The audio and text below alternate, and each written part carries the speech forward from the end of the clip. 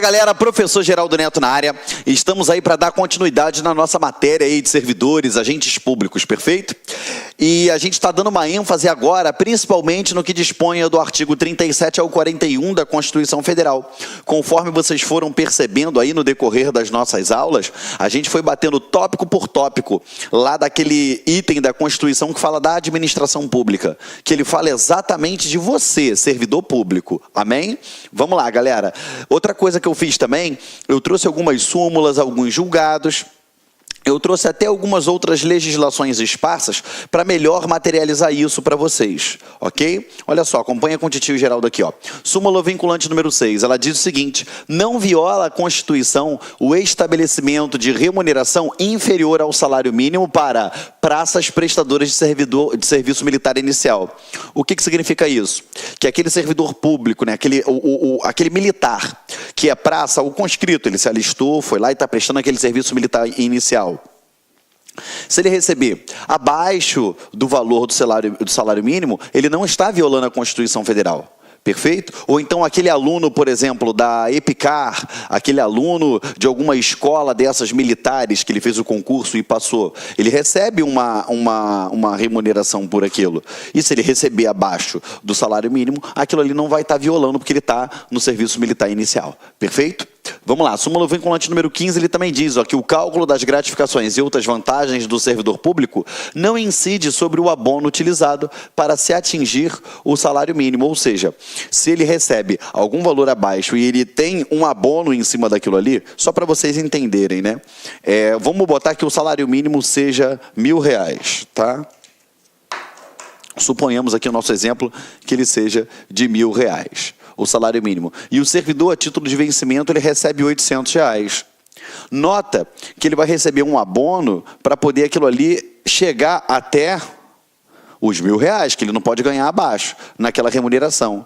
Então, se ele tiver qualquer gratificação, qualquer adicional que incida sobre a sua parte básica, eu não vou fazer o cálculo sobre o abono. Perfeito? É isso que a súmula fala, tá? Vamos lá, dando continuidade aqui com vocês. Perfeito? E a súmula 339 do STF, ela diz o seguinte: não cabe ao Poder Judiciário, que não tem função legislativa, aumentar vencimento de servidores públicos sob o fundamento da isonomia. Perfeito? Comecei por aqui porque esse foi o último tópico que nós vimos na aula passada. Beleza? E agora a gente vai dar prosseguimento, só para relembrar você, tá? Porque senão, todo mundo que desenvolvesse um trabalho semelhante a alguém que ganhasse mais, entrasse na justiça, lá no judiciário, movesse o judiciário, e o judiciário desse algum parecer favorável em decisão judicial, dizendo não, tem que ter equiparação remuneratória. Eu teria uma decisão judicial versando sobre a remuneração. Só que você sabe muito bem que a remuneração somente poderá ser tratada por lei. Entendeu? E aí eu teria o judiciário influindo, atuando na área onde que o poder legislativo deve atuar, tá bom? Vamos lá, continuando com vocês. Servidores no exercício de mandato eletivo. Beleza? Isso daí está lá no artigo 38 da Constituição Federal. A gente tem 3 possibilidades, tá? Nesse servidor do mandato eletivo. A primeiro, a gente vai falar de cargo estadual ou federal. Depois nós vamos falar do cargo de prefeito e depois a gente fala no cargo de vereador e a diferença entre com compatibilidade de horários ou sem compatibilidade de horários, tá? Primeiramente, o que eu faço com você? Eu vou ler os 3 primeiros incisos e depois eu reproduzo eles aqui num mapinha mental para ficar esquematizado para vocês. Olha só. Artigo 38. Ao servidor público da administração direta, autárquica e fundacional, ele já deixa claro que é da administração direta, autárquica e fundacional. Ou ele está na União, Estado, Distrito Federal e municípios, ou nas autarquias, ou nas fundações, tá bom? Eu quero deixar claro isso para você, que ele não menciona aqui o empregado público que está lá dentro da empresa pública ou sociedade de economia mista. Ele deixa claro, ele não fala administração direta e indireta, ele fala administração direta, autárquica e fundacional. Tenha bastante cuidado, porque o examinador, ele sabe que a gente, na hora que está lendo, a gente viu algumas informações corretas, aquele texto tende a nos convencer de que ele é correto. Aí o que acaba acontecendo? Você começa a ler, no início está tudo correto, no meio ele joga uma informação incorreta e lá no final ele fecha com uma informação correta. Ele trabalha com falsas verdades. Na hora da prova você vai estar nervoso, você fez constitucional, português, raciocínio lógico, outros ramos do direito, direito administrativo em si, estatuto, e aí você vai estar nervoso, aí você vai acreditar que de fato aquilo que você está lendo é verdade, mas não é, tem que prestar atenção, tá bom? Para não tomar uma banda na hora da prova. Outra coisa que eu digo, prestar atenção na hora da prova não é desconfiar do seu intelecto, você tem que ter o quê? Autoconfiança. Você tem que acreditar que você tem capacidade para fazer aquela prova. Show de bola. Agora, essa autoconfiança, ela não tem que ser alta o suficiente para você, isso está tudo certo, pronto, acabou e vai embora.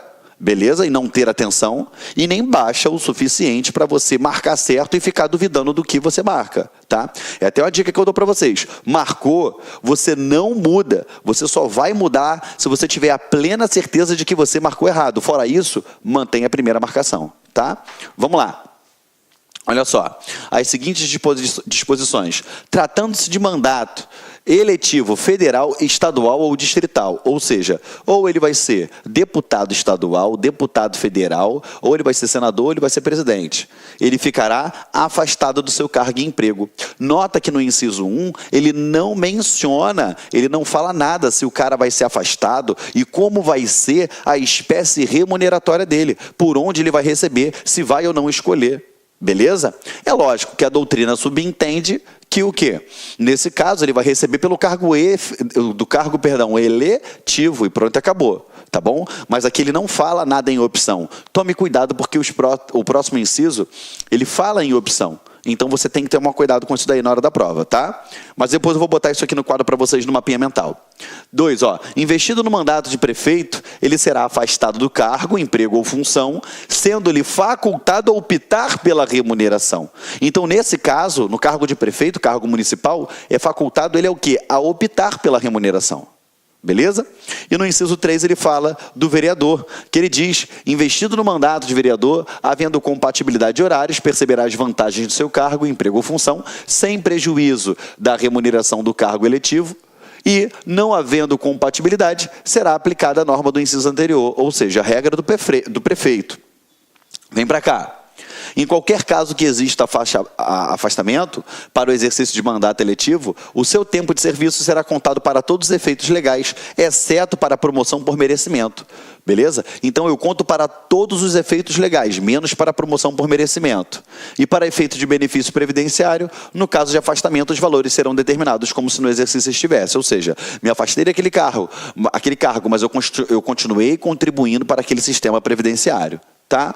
Geraldo, eu tive certa dificuldade. Você desenha para mim? Óbvio. Vamos lá. São 3 possibilidades. As 3 possibilidades são, primeiro, o cara ocupa um cargo estadual, um cargo distrital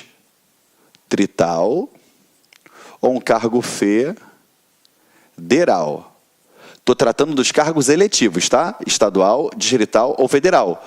Lembrando, tá, gente? Nesse caso aqui, nesse caso aqui, eu tenho o quê? Estadual, deputado e governador. Distrital, deputado e governador. Federal, deputado, senador, presidente. Tá? Vou até botar aqui para vocês. Aqui eu vou botar aqui, deputado mais governador. Tá? Nesses 2 casos. E aqui eu boto presidente, deputado federal e o senador. Tá? Perfeito? Se ele foi eleito para um desses cargos, o que vai acontecer com ele? Afasta-se do cargo efetivo. E ponto. Ele não fala mais nada. Eu até vou colocar aqui no quadro e vou escrever, ponto. Por quê? e ponto. Ele não fala mais nada, tá bom? Porque a banca de concurso público adora. E aí, meus amigos, tudo bem? Professor Cleber Pinho. E aí, gostaram da aula? Realmente um professor diferenciado. Somente aqui no Lar Concurso você terá professores assim, diferenciados, focados na sua aprovação. Já faça o convite. Venha participar da nossa turma específica para a PM Goiás. Pré-edital. A banca já foi selecionada, é a OCP. O curso está saindo apenas o valor de 10 vezes de R$30. Um investimento baixo para um sucesso gigantesco, que é a sua aprovação. Então, não fique aí perdendo tempo. Venha para o LAC, venha ser aprovado. Um abraço e até mais. Tchau, tchau. Clique lá.